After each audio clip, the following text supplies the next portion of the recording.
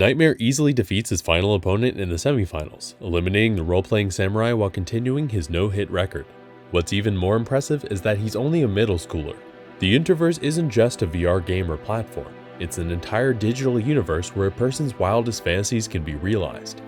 Of the many worlds within, Heroes of Time, otherwise called HOT, is no doubt the most famous. Players are able to explore to find hidden treasures, fight bosses, and even compete in a MOBA mode. Seeing as more people spend an increasing amount of time in the Interverse and HOT is its most popular world, it's a common dream to be the best pro gamer. Other students praise him, and Hyun-Jung Lee, known as Nightmare, has it all. He's a gifted gamer in the Interverse, smart and athletic in real life, has good looks, and comes from a wealthy family. On top of that, he has a 200% synchro-rate, which is a pro's average. A 100% synchro-rate allows you to use 100% of your avatar's abilities, but anything above that only improves those abilities even more. In this case, he's able to respond more quickly. As he chats with his classmates, they bully and even use another classmate, Noah Park, as a chair to sit on. The weak are prey to the strong, and Noah is the definition of weak. The others kick him and bully him without a care in the world. What Hyun-Jung enjoys more than anything is seeing fear in the eyes of a loser. As he logs into the Interverse for his finals match as Nightmare later that day, he thinks over his opponent, an all-arounder who changes his classes depending on who he's fighting. Since Nightmare is an assassin character, Hyun-Jung has no doubt that his opponent will play a warrior. Isn't it only common knowledge that one must focus on a single class to master it? All-arounding might lead to general skill, but how can you master the intricacies involved in each class like that? He logs in, and the base rules synchronize his and his opponent's levels and items so that chosen classes and skills are the only differences. It's a true test of strategy and personal ability. His avatar, Nightmare, is introduced as an assassin capitalizing on speed. Next comes Ark, a strategic all-arounder who, instead of picking a warrior as expected, picked a sorcerer for the fight, a class known to be weak against assassins.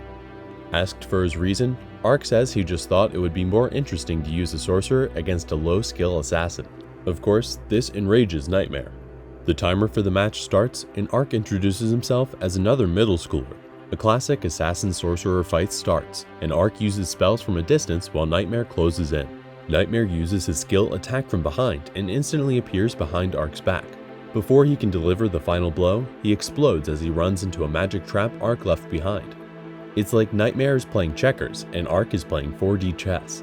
Nightmare loses his no-hit record, and it looks like he might even be the first assassin to lose to a sorcerer. He uses his ultimate skill, Dark Crawl, and goes invisible. As a counter, Ark uses his own ultimate, Energy Blast, a slow-moving projectile that does a ton of damage.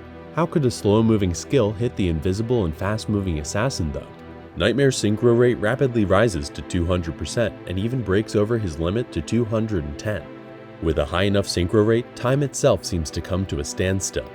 Unfortunately for Nightmare, he doesn't have such a synchro rate, but Ark does. He dodges Nightmare's lightning-fast attack in the split second he breaks stealth and blasts him point-blank with the Energy Blast, defeating him and logging him out. The weak truly are prey of the strong, but strength and weakness are defined differently in the Interverse. Noah Park, character named Ark, leaves the gaming center, looking forward to seeing Hyun-Jung's reaction the next day. A few days later, a professor looks over potential candidates and his assistant points out Ark from an amateur tournament. He speaks to another professor and points out Noah's synchro rate during the tournament, an indefinite number with no apparent upward limit. Such numbers have never been seen before. Could he have been cheating? They can't come to such a conclusion lightly, and if it's real, it could be game-changing. The professor decides to meet Noah personally. The next day, Hyun-Jung takes out his anger for losing on Noah in the bathroom, unaware that Noah is also Ark. Noah apologizes to Hyun-Jung, claiming not to know what he did wrong, and the bully has a brief moment where he wonders if Noah could be Ark based on something he said in the game, but he quickly dismisses it. There's no way he could have lost to such a loser after all. Hyun-Jung takes his gang of bullies and leaves Noah on the bathroom floor, who uncovers his face after a few moments and reveals a smile. He's glad that Hyun-Jung is so upset. Not even the teachers seem to care about Noah being obviously beaten up. The real world is a cruel, hierarchy-driven place, but the Interverse at least gives him a chance. Later, he hunts monsters to relieve stress and looks over his gold, which can be exchanged for real-world money only after he becomes an adult. Luckily, he has fast reflexes, as a group of players ambush him and threaten him for his gold. If he tries to resist, he could be labeled as a player killer and face even greater penalties than the 10% the group wants from him. He's had enough of living without putting up any sort of a fight though, and Ark makes a run for it. They corner him against a tree. Faced with being bullied again in the virtual world or being labeled a player killer, he chooses to fight. So what if he has to start over? The virtual world is his domain. Unfortunately, simple skill isn't enough outside of organized tournaments. In the game world at large, items, levels, and stats can make all the difference, and Ark finds himself about to die at the hands of the last goon when another unknown player steps in and saves him. The unknown player asks if he used an illegal program in the competition, which means that Ark's synchro rate of over 400% during the last moments of the match must be real. Nobody has seen a higher synchro rate than 300% before, so how could such a thing be possible? This comes as a surprise to Ark as well. He's never bothered to measure his own synchro rate because you have to pay for it after all. It's suspicious to say the least that some middle schooler would have a higher synchro rate than anyone has ever seen before. The game admins think so as well, and an admin NPC appears and asks him to recreate his synchro rate from the tournament without cheating programs. The unknown player tosses Ark a dagger. What better way to verify his skills and synchro rate than through a real life or death situation? Ark faces the last of his pursuers and focuses. He was just about to die before, but now he's smiling. If he has such a high synchro rate, wouldn't that make him the best in the world? Responding to his opponent's attacks after seeing them isn't enough. But what if he could see his moves before he makes them? During his extreme focus, he even notices slight movement in his opponent's stance and joints and is able to react to attacks before they're even launched. It's almost like he can see the future. The admin NPC, of course, detects no illegal program use and even measures a synchro rate of 527. Not only did he repeat his previous 400%, he far exceeded it. Ark defeats his last attacker and turns to the unknown player, who apologizes and tries to present an offer, which Ark immediately refuses without even hearing him out. He's a bit full of himself now that he knows his synchro rate and thinks he's unbeatable, unkillable. Since he's marked as a player killer anyway and likes the dagger the man lent him, he says he'll be keeping it, implying he'll kill the man for it if he has to. They have to deal with the player killer status anyway, and the quickest way is to die. The man says as much, and Ark stands in confusion for a moment before being cut down, his extreme synchro rate being of no help. The man tells Ark to search for the ID hide on bush if he wants his items back. Noah's only family for the past 10 years is an AI robot called T1, and it notices Noah crying when he returns home.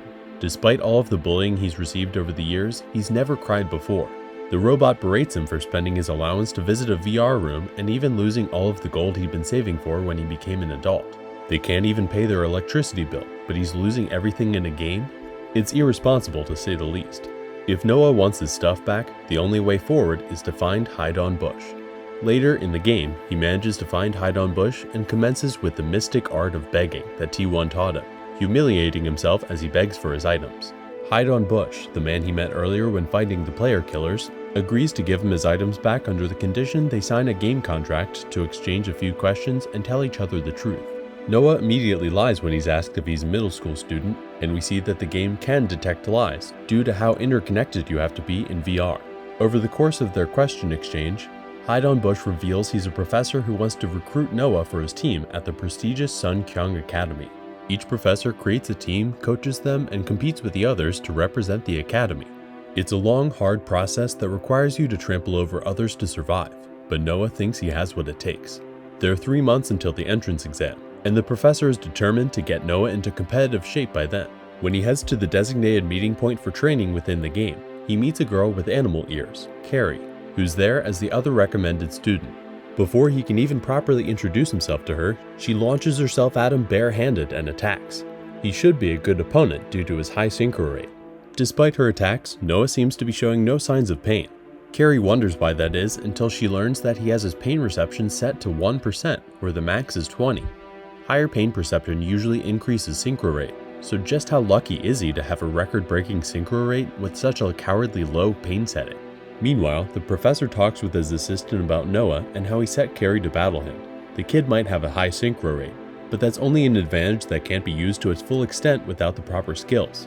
The assistant expresses concern, but the professor hopes Noah might surprise them. When he logs in to check, he's a bit disappointed to see Carrie holding Noah in an armbar on the ground. The professor then properly introduces Carrie as another student damage dealer who was recommended for admission 6 months prior. They'll both be on the same team if they pass the test. When asked what they thought of fighting each other, Carrie believes Arc was simply annoying to fight against, and Arc understands from their fight that synchro-rate isn't everything. Its biggest downfall is that it can only be used for a limited time before burnout happens.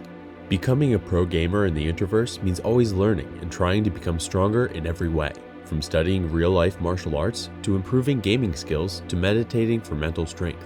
If Arc's talent is his synchro-rate, Carrie's talent is her fighting sense. No matter how much he trains, the professor doesn't think Arc will be able to catch up to her in that regard.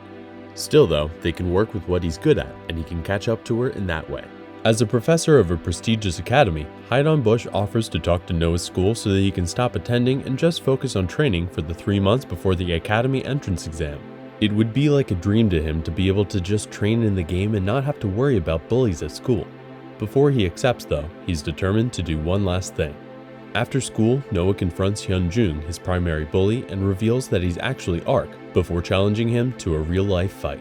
Noah might be weak in reality, but even his glasses are non-prescription. He fully leaned on his looks throughout the years and played real life like a video game, while being himself within virtual reality. It was his belief that struggling in the real world changed nothing, and you couldn't lose if you never fought. He can't fully embrace his training at the academy with a clear mind as long as he still thinks that way. Challenging Hyunjung is his way of throwing off his mask. When Hyunjung finally attacks after Noah's insults, Noah takes a kick straight to the stomach.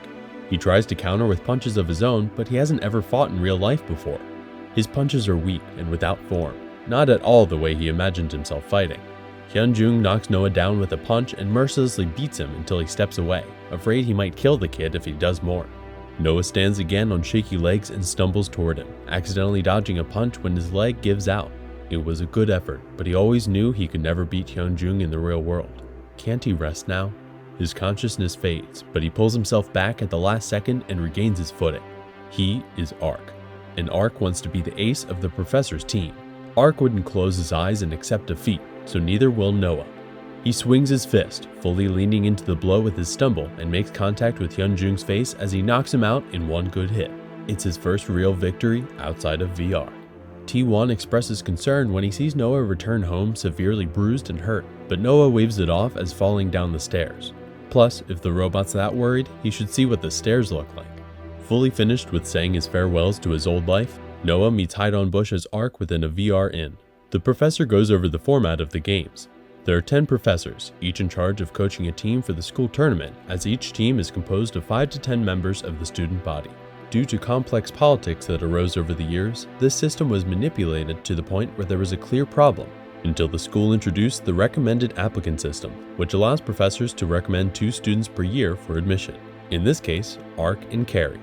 Over the course of the next 3 months, Noah learns the basics of true professional gaming strategy and combat.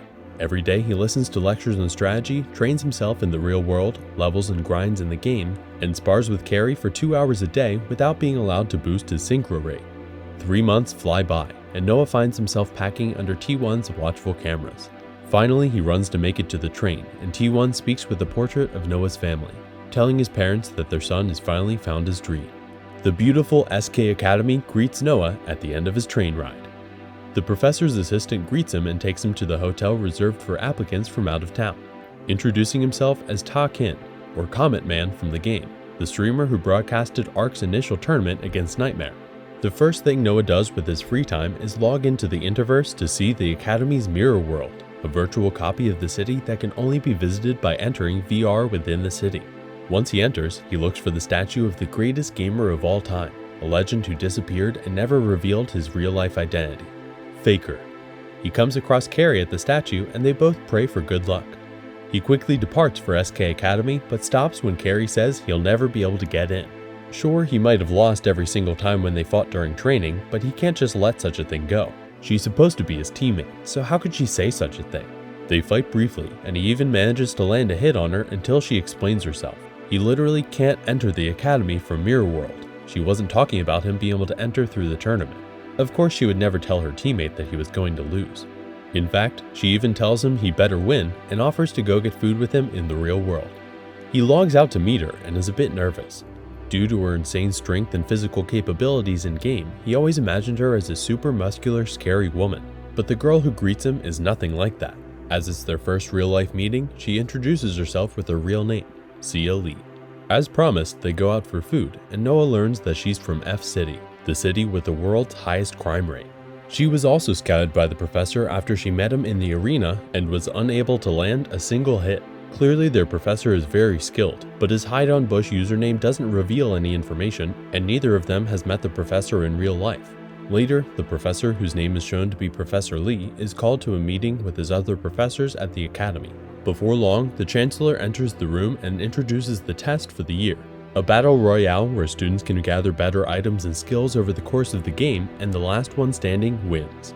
It would be strange if only one person could pass though.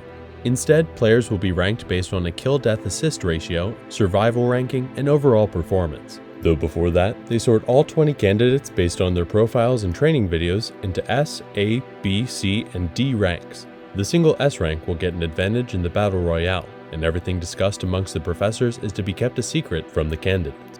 They continue to sort the candidates while Noah rests in his room and inwardly clings to a hope of passing. In the end, Ark is ranked D. Noah waits in one of SK Academy's pod rooms, little more than a VR pod in a small square room. The test starts, and the candidates find themselves together in a palace-like room. The professors and the chancellor of the school, Jimmy Fullhouse, greet them and explain the test's battle royale format. On top of the expected battle royale rules, the candidates can steal predetermined ranks if they kill someone of a higher rank, but the participants aren't told their ranks until they die. While anyone who passes will be a student in the academy, better treatment will be given to those with higher ranks. Thus, the battle royale begins, and each candidate is allowed to pick which area they want to start in. Ark picks a forest area and immediately begins searching for loot and better gear. Unfortunately, his efforts reward him with things like steel underwear. How is he even supposed to wear something like that? The best strategy is to avoid people early on and search for items. Since the map is so big, he isn't likely to run into someone so early. Again, things don't go his way, and he turns his head to lock eyes with a snowman-like player, Jinnis. The professors watch on from their viewing room. What will the candidates do? They'll be judged poorly if either runs, but they'll lose valuable time if they fight. Jinnis and Ark walk toward each other, and then keep walking as they act like they hadn't seen each other. 25 minutes into the game, the playable area is slowly closing in, but not a single battle has occurred yet. Nobody wants to risk it all. Nobody except for Carrie. She's a battle addict after all, and follows the tracks of another candidate, Lucky Puncher. True to his Lucky title, he's fully equipped with amazing items and even finds the only legendary item on the map. Carrie confronts him, and her sword breaks as they clash. Lucky thinks he already has the victory in the bag. They continue to fight, and Carrie completely dominates him, even without a weapon. Could she be the sole S rank? Before she can land the final blow and take the game's first kill, a system message announces the first kill of the game. The taker of that kill, surprisingly, is a name she recognizes, Ark. We see a flashback from 10 minutes prior where Ark fights an elf candidate in an area with raging volcanoes.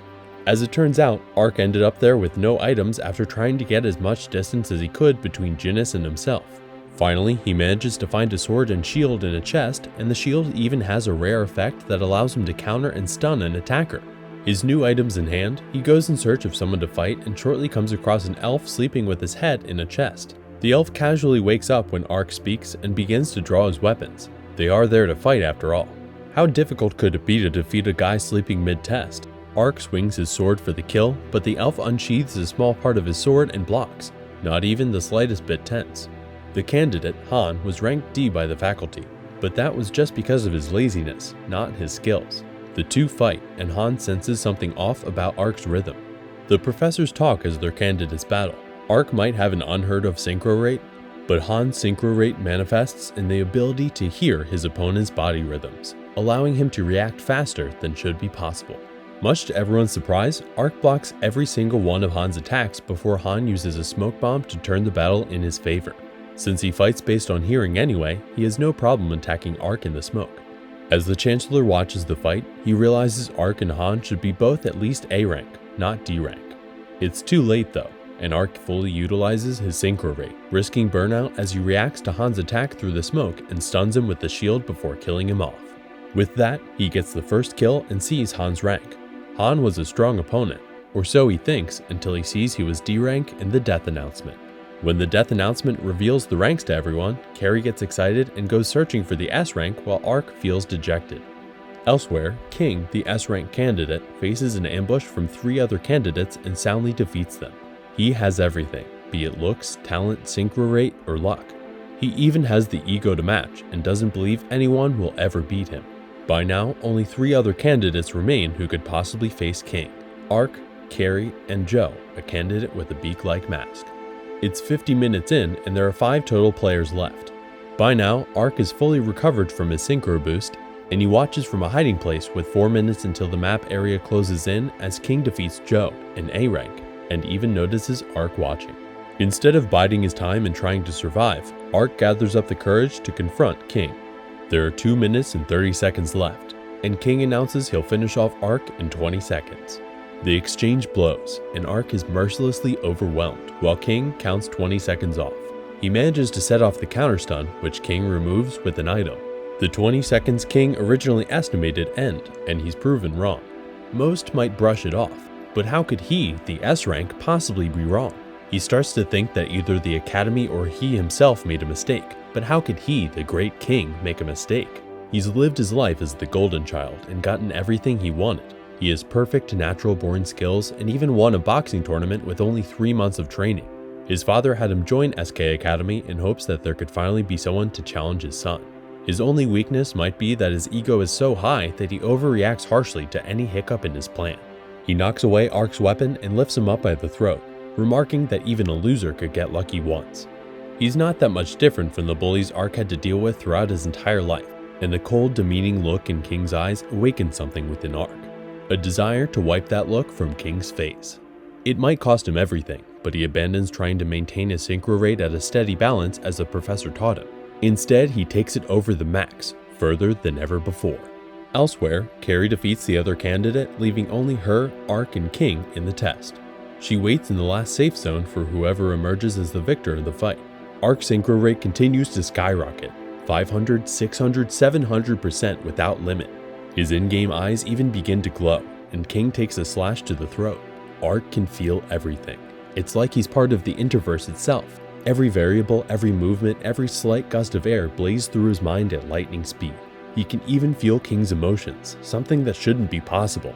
It's euphoric. He feels like a god, and he wants more. The synchro rate rises above 999%, and Noah's nose bursts with blood in real life. Warning messages pop up in front of the professors, and King finds himself thinking something new for the first time in his life. How do I not lose? That's when Ark drops dead in front of him, and Noah loses consciousness in real life as well. When he wakes up again, he finds a professor waiting next to his hospital bed. He's only been out for 2 hours, but he desperately wants to go back in. Of course, Noah doesn't recognize him. It's their first time meeting in person after all.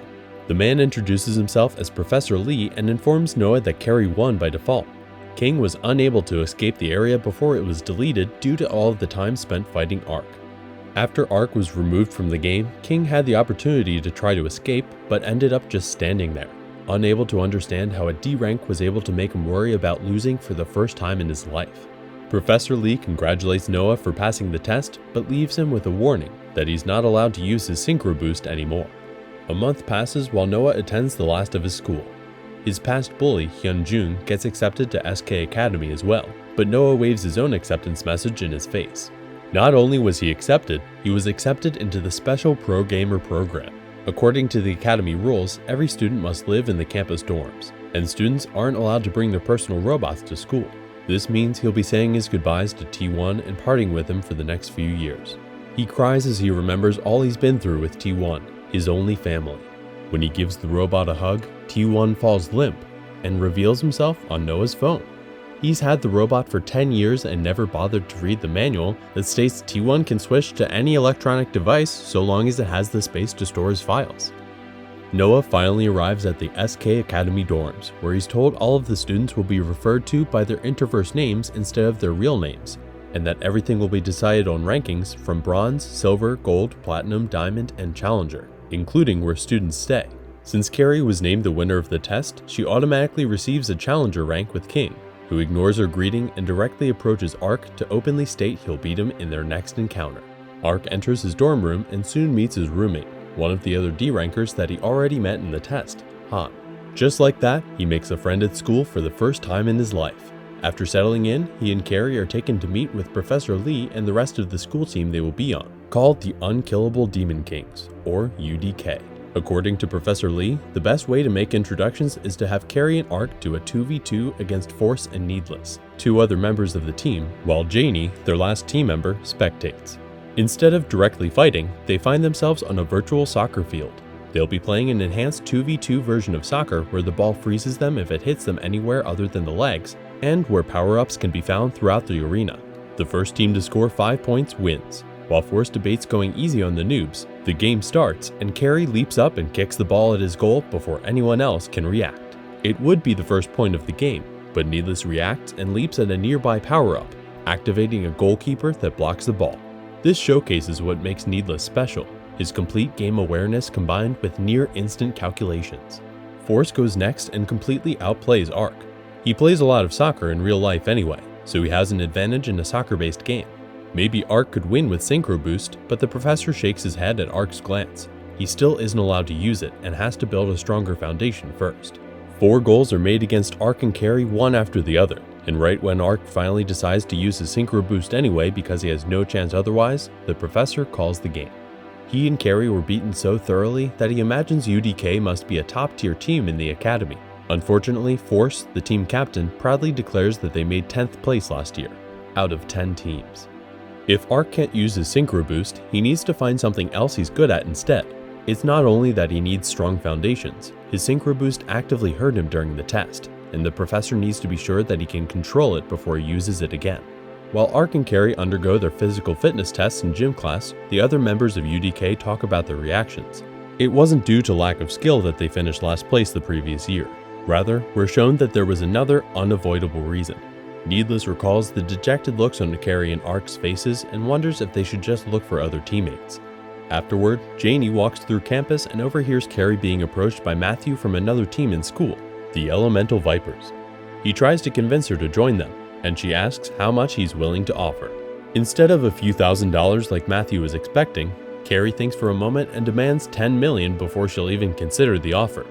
Everyone has a price, and that's hers if she's going to hurt her chances at being a pro gamer and betray Professor Lee, the only person to ever recognize her and give her a chance. Matthew takes this as an insult and tries to punch Carrie, a bad move. Before he knows it, he's face first on the ground. When Ark sees the situation, he tries to run over and stop the fight, but he trips over his own feet and ends up elbow dropping Matthew into unconsciousness. Janie and Needless, now also watching, call Ark and Carrie over and they explain themselves to Force back at the gym. Force reveals that the others in the school have it out for Professor Lee because he only recruits kids from poor cities like D, F, or even Z City. At first, UDK did well, looking like they would finally be first place overall, until one of their 5 members left to join another team for money. In the end, they played every game a player down and placed last. Ark then reaffirms that he has what it takes to overcome everyone else looking down on him. Time passes, and during their classes about the Interverse, Ark begins to notice the prejudice against students from poorer cities based on how other students keep their distance and treat them differently. Eventually, the SK tournament opening is held in the Interverse, and Ark recalls what his team went over the night before. There are really only 3 other teams to worry about in the competitions: the White Owls, the Vipers, and the Metal Sharks, the team that took the player who betrayed UDK the year before. Over all else, they must destroy that team. And when Ark sees Hyunjung on the Metal Sharks as well, he only becomes more determined. During the party, the game format for the year is announced. Instead of the usual 5v5 PvP mode from years prior, the tournament will be taking place in MOBA mode, a battle format where the goal is to destroy the opponent's nexus through siege warfare. To get to the nexus, they have to destroy the towers along the way. 3 lanes cut across the map from nexus to nexus, and the barracks produce footmen that move along the lanes on a regular basis. The key to winning is leveling up, so players can't just gather in one lane and push, or else they will lose out on experience. It's a lot to take in for Carrie and Ark, who have never played the MOBA mode before, but they'll just have to rise up to the challenge and put their skills to the test. We hope you enjoyed the story so far. Check out The Challenger to find out what happens next as Ark and UDK aim for first place.